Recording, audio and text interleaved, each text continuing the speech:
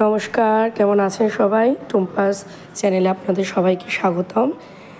রোজ আমি অফিস থেকে যখন বাড়িতে ফিরি তখন আমার ছোটো মেয়ে আমাকে দেখে এরকমই করে, খুব আনন্দ পায়, খুব মজা করে। তো রোজই আমি যখনই অফিস থেকে আসি তখনই ওদের জন্য কিছু না কিছু আমি হাতে করে নিয়ে আসি।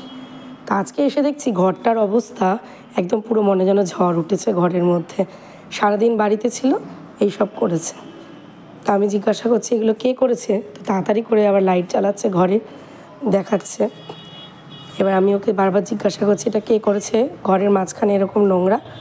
তখন রোজ কি করে, যখন ওরা দুই বোন, আমার বড় মেয়ে আর এই হচ্ছে আমার ছোটো মেয়ে, তো বড় মেয়ে স্কুলে ছুটি পড়েছে বলে তাই ওর দিয়ার বাড়িতে গেছে, তাই বলছে যে ওর দিদি করেছে এরকম। রোজ যেটা করে আসলে বাচ্চারা যা করে ছোটোবেলায়, একে অপরকে দোষ দেয়। তাই আমি বলছি যে কে করেছে, তা আমি বললাম যে দিদি তো নেই, দিদি তো দিয়া বাড়ি গেছে। অমনি তাড়াতাড়ি করে যে ধরা পড়ে গেছে, হাত থেকে প্লাস্টিকটা নিয়ে সোফার উপরে রাখতে গেছে। তা আমি ওকে ও রোজই কিছু না কিছু আমি ওর জন্য নিয়ে আসি ওদের জন্য।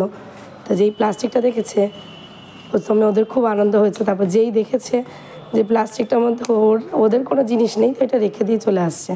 এর মধ্যে ওর বাবাও বাড়িতে ফিরে আসলো। এবার আমি বললাম যে তাহলে আমরা অফিসের ব্যাগটাও একটুখানি রেখে দাও। এবার অফিসের ব্যাগটা এতটাই ছোট, আমার অফিসের ব্যাগটা ওর কাছে অনেকটাই বড়, তা রাখতে পারিনি বলে ওই জন্য আমি সাইডে রেখে দিলাম। এখন ঘরে ঢোকার পর আমি ওকে আবার জিজ্ঞাসা করেছি যে ঘরটার মধ্যে মাঝখানে কে ঝাঁটাটা রেখেছে। তাই দেখুন কি সুন্দর নিজের থেকে দোষ স্বীকার করছে, বলছে ওই রেখেছে, কারণ আর তো দিদির নাম বলে লাভ নেই, বুঝে গেছে যে দিদি নেই বাড়িতে। তো এখন কোলে উঠে বায়না হচ্ছে ওকে নিয়ে একটুখানি বাইরে ঘুরতে যাওয়া। সারাদিন যেহেতু ঘরের মধ্যেই থাকে, বাচ্চা মানুষ আর কত ভালো লাগে, তাই ওই বায়নাটার থেকে একটু ঘোরানোর জন্য আমি ওকে দাঁড়িয়ে দাঁড়িয়ে ভিডিওটা, আয়নার সামনে দাঁড়িয়ে দাঁড়িয়ে ভিডিওটা করছিলাম। আসলে কি বলুন তো, বাইরে এত ঠান্ডা না, আর ও এত ছোটো বাচ্চা, কিছু পরতে চায় না গায়ে, জানেন তো, না মাথায় একটা টুপি পরবে, না গায়ে একটা সোয়েটার পরবে, না একটা পায়ে মোজা পরবে, খালি বলে যে ওর গরম লাগে, আর সব টেনে টেনে খুলে ফেলে। এবার রাত্রিবেলা খাওয়া দাওয়ার পর এখন সোফার মধ্যে শোবে বলে বায়না করছে, তো ওই সোফা কাম বেডটাতে ওর ঠাকুমা চাদরটা পেতে দিচ্ছে, কিন্তু সেই ধৈর্যটা কোথায় দেখুন, ধৈর্যই নেই। তাড়াতাড়ি করে এখন চাদরটাকে নিজেই ঠিক করতে নেমে গেল। তাড়াতাড়ি করে ঠিক করতে, দেখুন ছোটো ছোটো বাচ্চারা যখন চোখের সামনে কাজ করে দেখতেও কত ভালো লাগে, পারুক না পারুক তবু একটু চেষ্টা তো করে যে কাজগুলো করার, দেখতে খুব ভালো লাগে।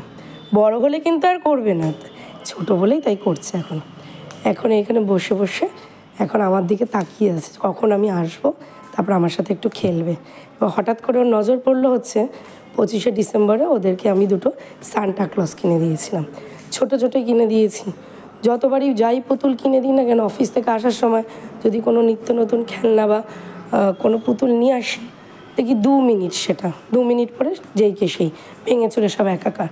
তো দু বোনকে দুটো কিনে দিয়েছিলাম, প্রথমে ভেবেছিল দিদিরটা নেবে, মানে দিদির কাছে একটু বকা খাওয়ার ভয়, আবার নিজেরটা নিয়ে সোফার উপরে উঠে বসে পড়লো। এখন ওকে যে কোনো পুতুলকে ভাবে নিজের বাচ্চা, এখন ওকে খুব আদর করছে, আদর ঠাদর করে এবার আমাকে বারবার করে খালি ডাকছে। এবার যেই আমি আসছি না, দেখুন আমার সাথে কীরমভাবে ঝগড়া করছে। এদিকে রাত বাজে 12:30, তবুও দেখুন চোখে কোনো ঘুম নেই, একটুকু ক্লান্ত হয় না। তাই রাত্রিবেলা ওদেরকে আমি এবার ঘুম পাড়িয়ে দিই। আপনারাও ঘুমিয়ে পড়ুন। আমার ব্লগটা আজকে এখানেই শেষ করলাম।